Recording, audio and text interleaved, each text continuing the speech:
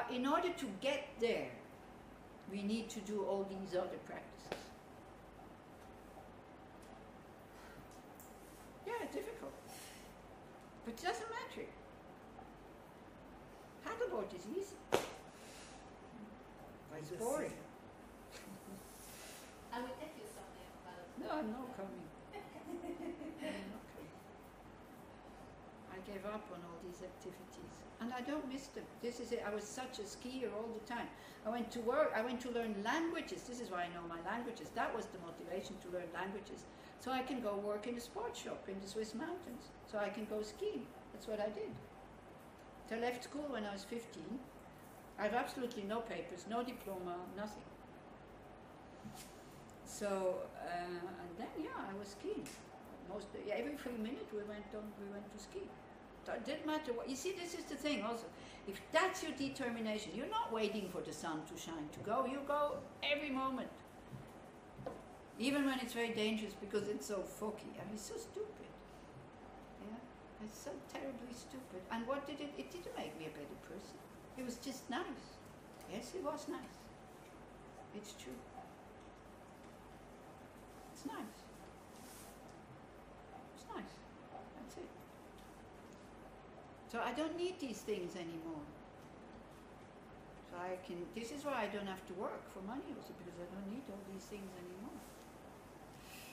My life has become really cheap.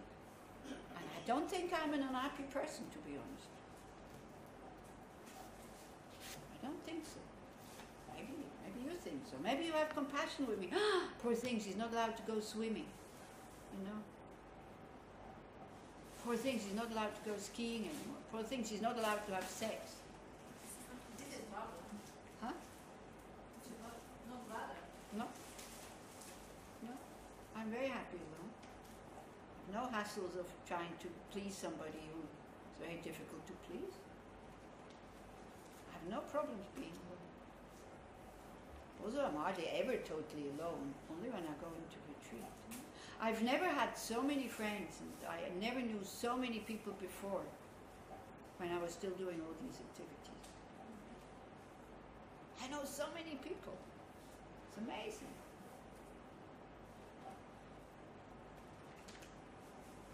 Yeah, so like that. So that's it. That's the path. Do you have questions or comments?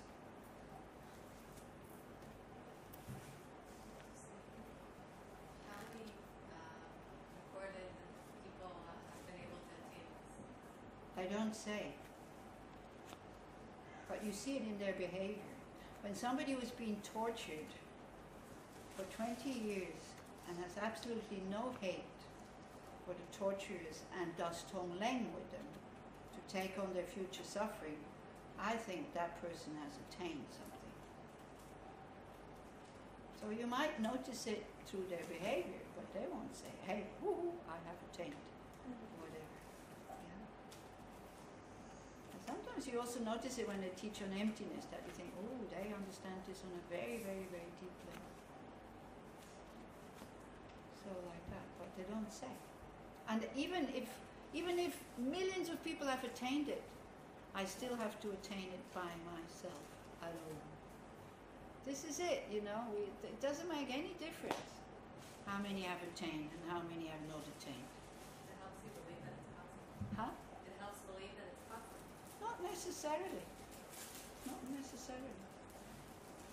But you need to have contact with these people. That's the thing. You only notice it when you really know them. If they come here and sit on a throne and give teachings, you don't get to know them so well. But if you are together with them, when they, when you see how they behave out in the world like this, how normal they are, how ordinary they are, how they're not making big fuss about things. When you go around with Gengyatsu, it's totally normal.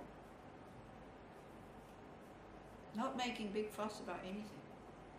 Not overly exciting, praising you for your food, or also no criticizing, just eating it, and that's it. He will go to Paderborn. Sorry? He will go to the Rome. Maybe, you can ask him. Yes, there is a question. Yeah. No, no. Rona. When you said Yeah. makes me really, it's really difficult for me to understand karma when something like this happens. Why? It's not definitely a bad thing, but really, it's But it doesn't mean Ling Rinpoche, because he's a Rinpoche, he has finished his karma. Even Nagarjuna still died from what? They cut his head or something. Yeah. Which? Nagarjuna, I think. No, he wanted to kill Who him. was it? They wanted to kill him, but they couldn't kill. Yeah, they couldn't cut his So head, he but said, yeah, you still need to- have a karma yeah, with the hidden exactly. link. yeah. So you can cut. It's like they still have negative karma. Or again, they're not kind of. Maybe he is a Buddha and he doesn't have karma, but he manifests these things in order to become a bit more down, because when they're too high up for us, they're not reachable. And also then we think, just following that person is enough, because we think they can do miracles and all these kinds of things. I don't know why these people get sick, I don't know why these people have accidents. But what is also quite amazing, because when just before they had the accident, Kadrulao, which is the oracle of the Dalai Lama, she said to Roger, she said, we need to go, and they got in a car, and they just joined when the car accident just happened. Like she knew that this was going to happen, so they were immediately able to help. So, also the Dalai Lama, he does everything to destroy your view that he has special powers. Like there's this video, The Heart of Tibet, when some journalist asks him, he says like, when I look at you and then I see your eyes and I know that you see the world in a different way that I see it. How do you see the world? So the Dalai Lama takes off his glasses, because he's wearing glasses, and he says, maybe your eyes may be better, because I need glasses to see things. You see, they don't want to be special. They don't want to be like, wow, I'm such a great being, I'm a Buddha, I'm realized, this. Not at all. Otherwise, this whole thing, charlatans who make you believe that they have special powers and then people fall for it. That's the danger there, when they start to show what they can do with their cities. So, this is what I'm saying, not necessarily that believe in it or the trust would be a good thing, because people can play tricks on you.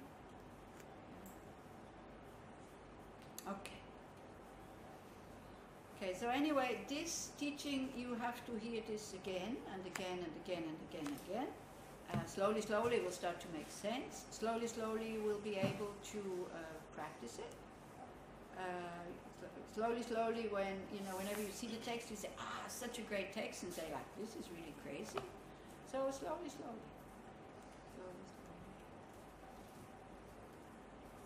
But, so we finished, Tippy. We finished all the points. Yeah, you do it again next year. If you want, I don't mind, because we really need to become familiar with these points.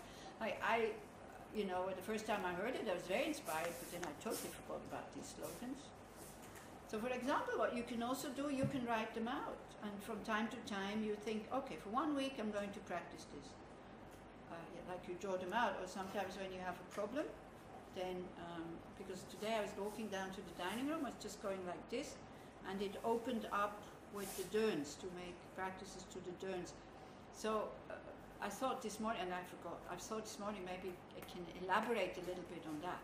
We make offerings to the Derns, to Heimas, but then we make offerings to the protectors so that it doesn't throw us off the track. Because we need to be harmed. Because this is it, when there is a problem, I see it with myself, my practice becomes more honest and more serious. When everything is going well, then I'm just happy on the mental paddleboard. It's only when something throws me off that I think, oh yeah, let me sit, let me meditate, let me bring the mind back to the breath. It's only then. Otherwise, we feel safe. We feel, oh, life is nice. Why would I put all this effort? When bad news come, then we start to be more serious. And especially also with all these, pujas and all these things, when we don't know how to help, but we sit down with a good heart, and we make an altar, we do the puja, at least we don't feel so helpless. And it can help the other person when we don't feel helpless, because then we still go there. It's only when we start to feel useless and helpless, we don't want to see them anymore. We can't bear it. Yeah? So pujas can shift a lot of inner energies. Making offerings to the Buddhas, chanting these things, can be very, very helpful. But that's not just what it's for, okay? But it can also serve like that. Okay. Well, thank you very much. So let's dedicate. Or dedicate, and then we do the rest. Let's dedicate all the positive energy that we have created. So first you think about your own dedication. What do I want to do with my life? Do I have an aim? Do I have a goal? Do I have a direction? So of course you can dedicate for that.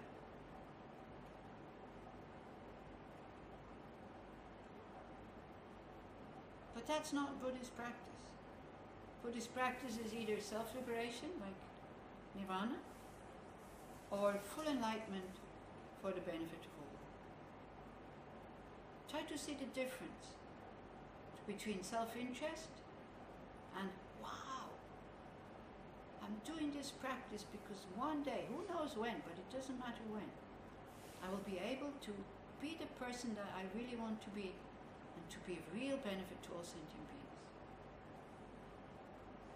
So usually we dedicate for that. By the power of these practices, may we all quickly become fully awakened, so that whatever we will do will only be of benefit to others. Whatever word we say will create harmony, well-being, instead of creating more confusion and hurt feelings and all this. Whatever the body does may be of benefit to others. Whatever the mind is planning may plan how to be of benefit to others, but not in a sick way, but in a very healthy, controlled, calm, sane way. May I become a wish-fulfilling jewel. So whoever sees, hears, or touches me, or even speaks about me in a bad way, may it only produce happiness for them. May that supreme jewel of the non-violent mind that has already arisen may continue to grow. May that which has not arisen arise and increase forevermore. All beings have happiness and the causes of happiness. May all beings be free from suffering and the causes of suffering. And may we all learn to live in harmony and peace. Thank you very much.